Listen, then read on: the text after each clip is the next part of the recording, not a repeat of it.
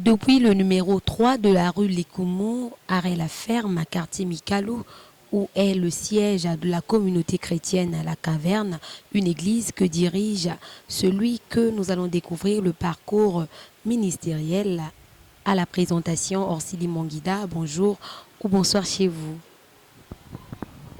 Le pasteur Pascal Oili est l'invité et notre invité du jour. Bonjour pasteur. Bonjour madame et bonjour à tous ceux qui ce soir nous suivent. Je ne sais pas en matinée ou comment, cela dépend de l'heure à laquelle vous nous prenez. Je dis bonjour à tout le monde. Merci. Alors avec vous, il est question de votre parcours dans le ministère et en 6 ans de vie ministérielle, vous voici responsable d'une église.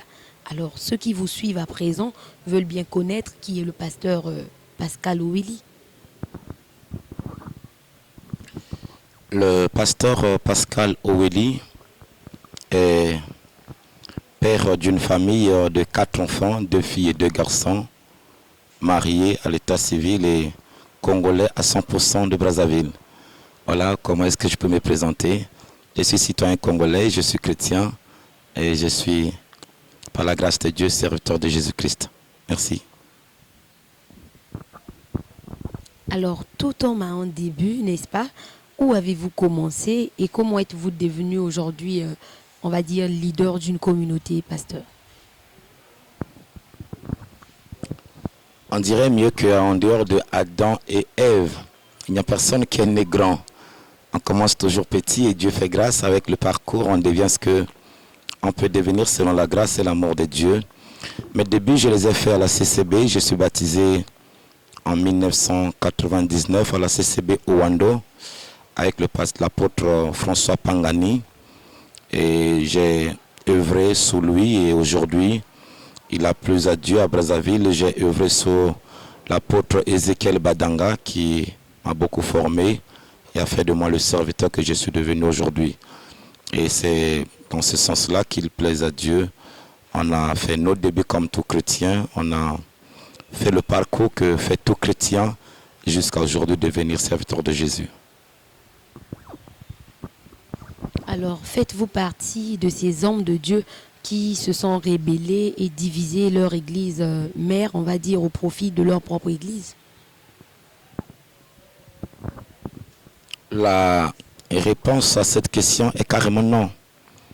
Je ne suis pas sorti par rébellion, bien au contraire, Dieu m'a fait une grande grâce parce que depuis 2006, il m'avait parlé par un bien-aimé avec lequel nous prions ensemble qu'il y avait pour moi un ministère.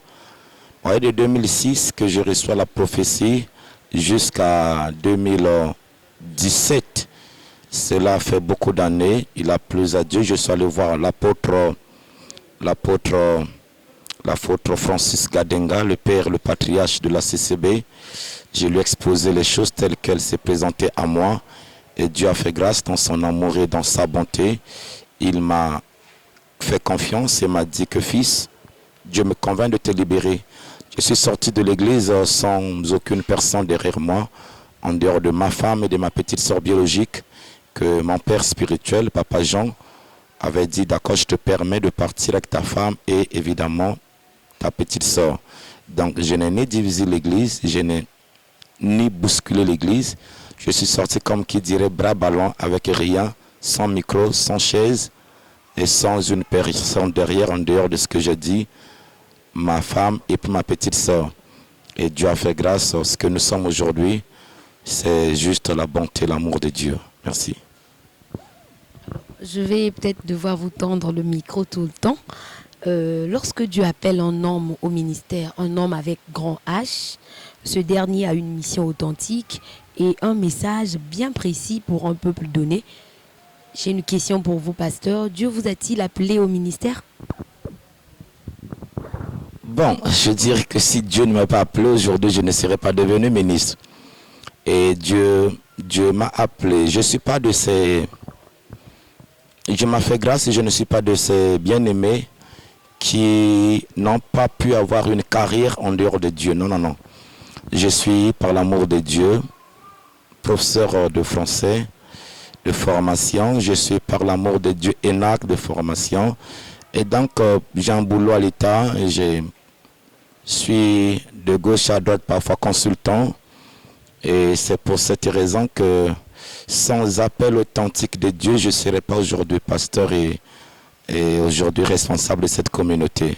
Sinon, pour moi, il y avait beaucoup à faire dans la vie. D'ailleurs, je ne pensais même pas, je n'envisageais pas être pasteur.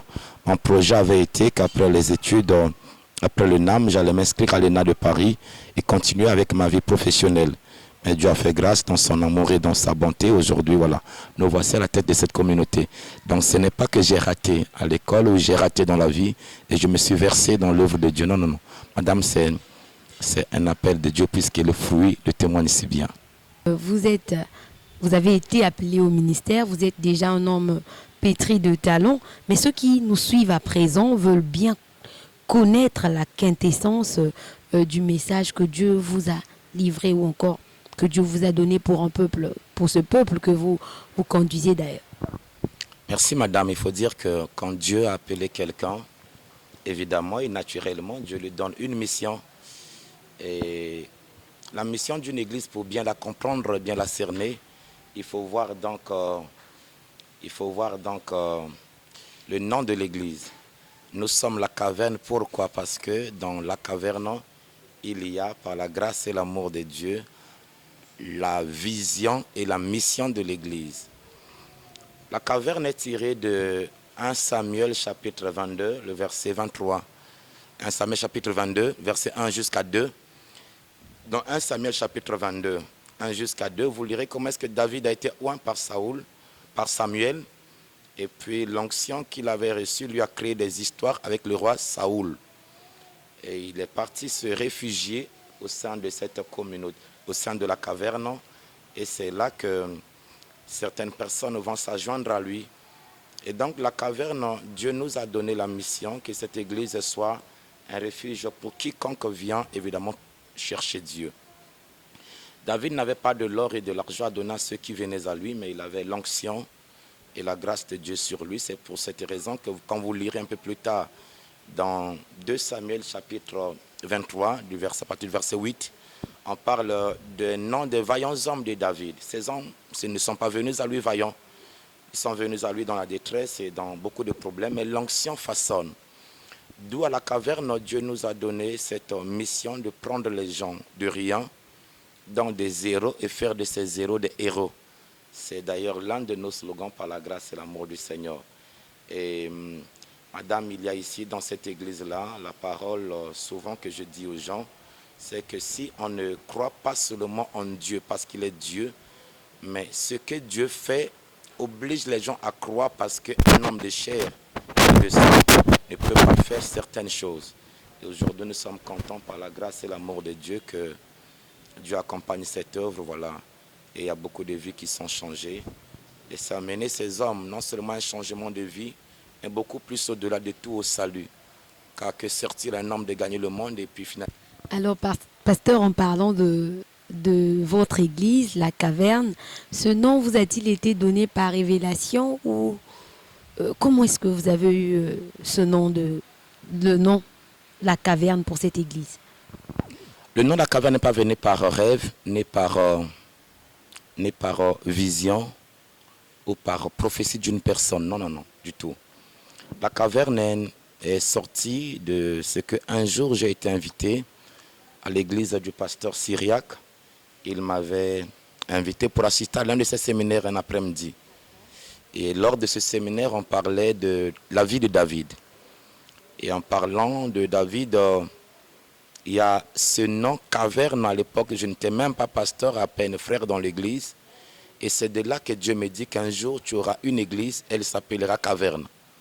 Je n'en connaissais pas apparemment les aboutissants et les tenants de ce nom. Et à l'époque, c'était passé comme cela. Et c'est quand, évidemment, il a plu à Dieu qu'il nous avait convaincus de commencer quelque chose. Et c'est là que Dieu me rappelle que je t'avais dit une fois à l'église du pasteur Syriac que la caverne sera le nom de l'église que tu devrais être appelé à pouvoir travailler. Et c'est pour cette raison que le nom de la caverne est venu donc d'une inspiration tirée lors de la participation à un séminaire chez un homme de Dieu, le pasteur Syriac. Merci, pasteur. Mais avant de continuer nos échanges, je laisse à nos téléspectateurs, ou plutôt nos télénotes, le temps de vous découvrir pour certains et vous redécouvrir pour d'autres en plein exercice de votre ministère. Le forgeron, c'est qui? C'est lui qui fabrique des armes, mais avec du fer. C'est l'ouvrier du fer. Le fer est traité par le forgeron. Le forgeron, c'est comme le potier.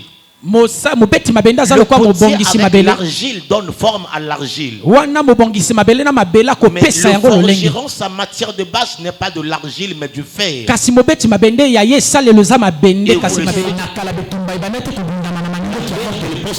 la guerre des armes blanches. Maman lève la main, maman de sœur Bérénice. On acclame le Seigneur. Acclame bien le Seigneur. Tu n'as pas bien acclamé. Je dis acclame le Seigneur. Maman lève-toi. Nous t'aimons pas. Maman.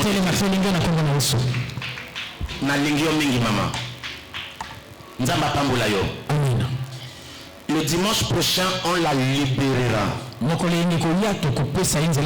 Après la prière. Qui acclame le Seigneur encore?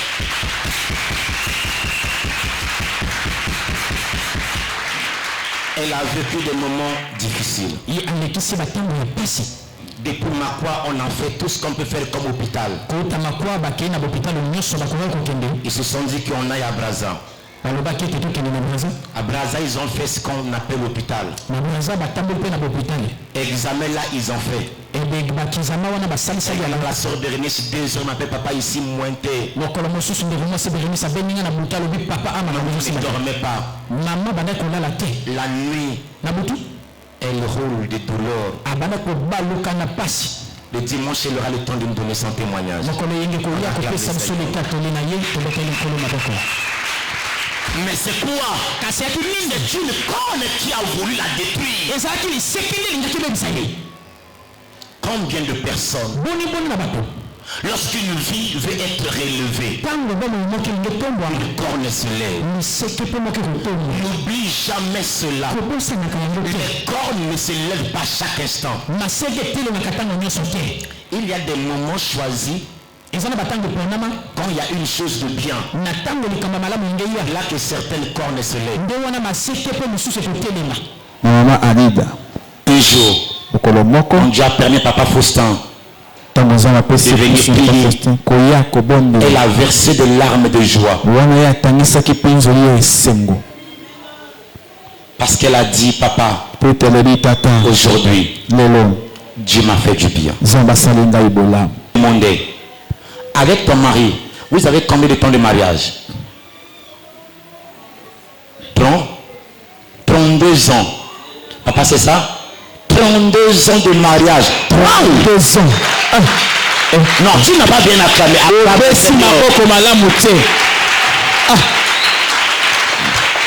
Ils ont été chez les plus grands féticheurs connus dans le monde. Et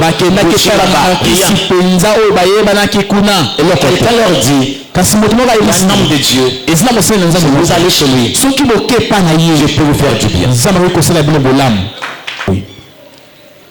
Papa, il y a une condition si tu veux que ta femme soit guérie. Papa, j'ai aimé la réponse de cet homme. Il a dit, pasteur, c'est une femme avec laquelle nous commençons de plus bas. Puisque j'ai eu dans ma vie, si même une parcelle, je suis prêt à vendre pour la sauver. Ça mène à bientôt parce que c'est là qui me bat.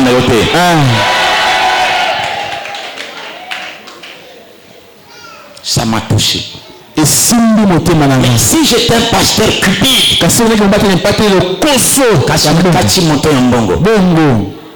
mais je lui ai dit, c'est que Dieu me dit de te dire, je ne connaissais même pas.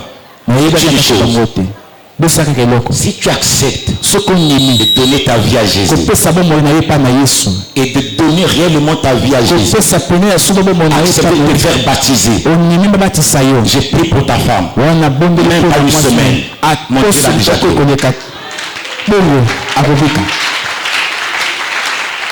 C'était la seule condition. Voilà, homme de Dieu, vous avez suivi avec moi, c'est tellement un mot. Bon, le mot s'il faut dire... Merci madame, c'est sympa de votre part. Le mot s'il faut peut-être le dire, c'est bénir Dieu qui nous accompagne tout le temps et qui nous renouvelle la force d'être utile pour la vie des autres. Alors vous êtes réputé être charismatique, notamment avec plusieurs témoignages, dont ceux qui sont guéris de la folie. Est-ce une grâce particulière que vous avez reçue de la part du Seigneur? Si je dis non, je vais mentir. Et je serai un avare de remerciements. Et Dieu nous a fait cette grâce dans son amour. Aujourd'hui, en 6 ans d'ex-ministère, nous avons plus de 10 personnes guéries de la folie. C'est une grâce qui est reconnue à cette église. Et on ne peut que bénir le Seigneur. Mais on ne saurait limiter tout ce que Dieu fait dans cette église à la seule guérison, par exemple, des fous. C'est pour ceux qui nous suivent, par exemple, maintenant, il y a derrière moi à côté, par exemple ici, je vois là 2 béquilles. Ces béquilles qui sont là, ce sont des gens qui ne sont pas venus dans la folie, mais des gens qui sont venus avec béquilles. On a prié et Dieu a permis que ces gens lâchent leurs béquilles et repartent à la maison sans béquilles. Il y a eu beaucoup de femmes dont Dieu a donné l'accouchement, beaucoup de vies transformées, beaucoup de miracles que nous voyons ici à l'église. Donc on ne saurait réduire la caverne à une église qui guérirait seulement des fous. Dieu étant omnipotent, je ne vois pas une maladie, une situation qui lui serait impossible. Mais je dois bénir Dieu et dire qu'en termes de folie, c'est une faveur exceptionnelle quand même. Alors c'est une faveur exceptionnelle, guérir les fous. Je vous invite donc, vous qui nous suivez aussi, à amener ou encore à ramener à l'église La Caverne ceux qui souffrent de cette maladie. Pasteur, j'ai quand même une question. Depuis combien de temps l'église La Caverne existe-t-elle? L'église La Caverne, je dirais qu'elle existe depuis 6 ans aujourd'hui. On a commencé en octobre 2017 et Dieu fait grâce aujourd'hui en 6 ans. Voilà, on essaie de se battre comme le rythme de la vie. Et on peut bénir le Seigneur parce qu'en 6 ans, il ne nous a pas trahis, il ne nous a pas abandonnés. Et nous lui rendons toute la gloire et l'honneur. Et en termes de règles, est-elle, en termes d'église, j'allais dire, ou encore, l'église est-elle en règle devant la loi? Je fais allusion là au fameux récépissé. Est-ce que vous avez un récépissé pour cette église? Madame, ça c'est bien dit parce que si on est responsable, c'est qu'on fait aussi des choses responsables. L'église La Caverne a son récépissé, mais il n'y a pas que le récépissé dans les papiers d'une église. J'ai ici, lors de la maladie de Covid, un certificat de désinfection de l'église, délivré par les services d'hygiène du ministère de la Santé. Nous avons également, avant qu'on arrive à un récépissé, il y a le préfet qui délivre une attestation d'enregistrement d'une association culturelle. Nous avons aussi un certificat de moralité que délivre la police avant qu'on obtienne le récépissé. Et voilà lui-même le fameux récépissé, et oui, bien sûr, de l'église. Et nous avons aussi le procès verbal de l'Assemblée constitutive de la communauté chrétienne de La Caverne. Nous avons le règlement intérieur de l'église. Nous avons les statuts de l'église. Nous avons l'autorisation administrative d'implantation d'un établissement délivré par la mairie de Djiri. Nous avons une fiche de comptoir de la mairie de Djiri. Nous avons une attestation de recensement de la police parce que chaque année, les services de sécurité, la police administrative recense les pasteurs. Et nous avons la liste de présence à l'Assemblée générale constitutive de l'Église. Nous avons également, je vois ici, le reçu que nous avions donné à l'époque à la préfecture. L'argent, je vois là combien à peu près 100 000 francs, la somme de 100 000 francs pour évidemment la délivrance du récépissé. Je vois là la direction des impôts pour la légalisation du contrat de bail aux impôts. Et nous avons une attestation de reconnaissance de la mairie de Djiri. Et nous avons ici la liste nominative des membres du bureau exécutif de l'église, la communauté chrétienne de la Caverne. Nous avons, je vois ici, le procès verbal de changement de siège parce qu'on était d'abord à la rue Lekoumou, à la rue Lukolela avant d'être ici. Et on a ici le contrat de bail que j'ai dit légalisé aux impôts. Nous avons l'attestation de reconnaissance du maire Privandeke de Talangaï parce qu'on était d'abord là-bas. C'est que l'église a sa paperasse en règle. Une attestation de siège légalisée, c'est que nous ne souffrons pas dans ce sens. Lorsqu'on veut être une église sérieuse, il faut que nous soyons sérieux devant la loi. Et si nous-mêmes, Congolais, ne respectons pas notre loi, cela ne fait pas bon exemple pour les hommes de Dieu qui viennent ici dans ce pays pour servir Dieu. Pasteur Oili, l'église existe depuis 6 ans et elle est en règle devant la loi, nous l'avons constaté. Mais j'ai quand même une question pour vous. Comment appréciez-vous l'évolution de votre vision, ou sinon de cette église que Dieu vous a donnée, c'est-à-dire, je parle là du nombre des membres d'église, des cellules. Quelle est votre appréciation? Je dirais qu'elle n'est pas excellente, mais elle est très bonne. Très bonne parce qu'aujourd'hui, en 6 ans, nous avons une église en Ngamakoso, 40 rue Dallas, arrêt La Ferme à Manyanga. À Manyanga, 40 rue Dallas. Nous avons une église à Ngamakoso, derrière l'école primaire de Ngamakoso. Nous avons une église à Kombo Matari, après les 40 escaliers, chez Papa Gislain, là où il y a là une pharmacie, derrière les 40 escaliers. Nous avons ici le siège où est l'église centrale, 3 rue Le Como, à la ferme à Mikalo. Et nous avons une église aussi à Pointe-Noire, au terminus Tiali, et voilà, vers Siafoumou là-bas.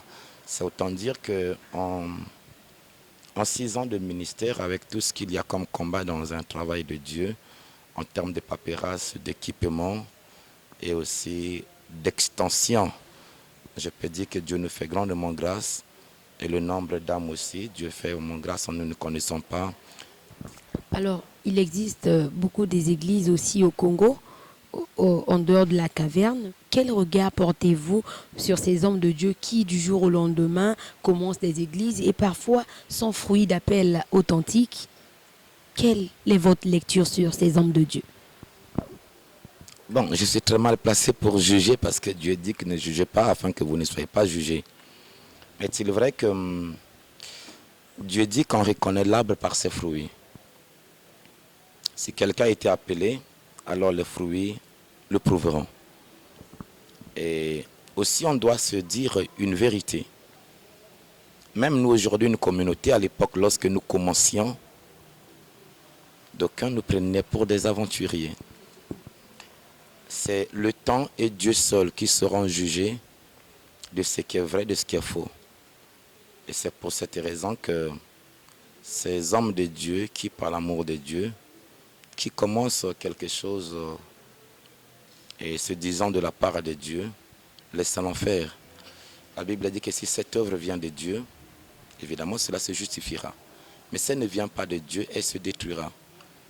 Et il y a aussi à dire dans tout ça, madame, que combien de gens qui nous suivent parce que pour une cupidité, et parce qu'ils ont pu rater quelque part leur vie, soit sur le plan professionnel ou encore éducationnel, et puis se sont tournés vers l'œuvre de Dieu pour se dire qu'ils ont été appelés.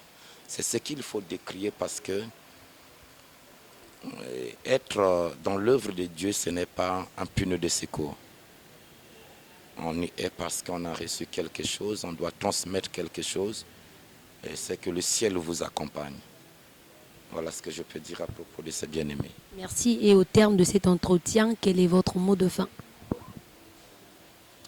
Ma parole serait que nous sommes une communauté et Dieu nous fait beaucoup de bien. En février là, nous avons une campagne d'évangélisation à partir de la 3e semaine de février.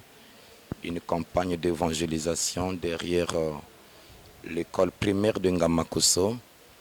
La date leur sera communiquée ultérieurement et je prie que Dieu fasse du bien à tous ceux qui vont venir lors de cet événement qui va permettre à ce que nous implantions une assemblée qui commencera à prier et du mercredi, vendredi jusqu'au dimanche dans ce quartier.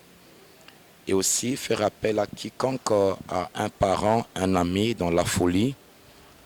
Et voilà, ils peuvent nous joindre au 06 621 0501 ou encore au 05 592 64 70.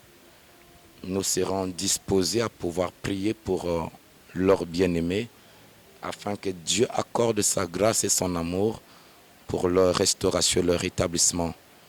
Il faut spécifier aussi que la caverne n'est pas de ces églises qui vendent les grâces de Dieu.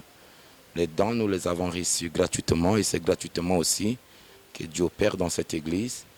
Et nous n'imposons pas quoi que ce soit comme montant pour prier pour quelqu'un ou pour que Dieu fasse du bien à une quelconque, une tierce personne. Merci beaucoup, madame. Merci, pasteur Oélie. Et oui, chers téléspectateurs, vous l'avez certainement compris, c'est la fin de cette entrevue qui a connu la participation du pasteur Pascal Oélie, responsable de l'église à la communauté chrétienne La Caverne qui nous a reçus dans le cadre de cet échange. La suite au prochain numéro. Merci.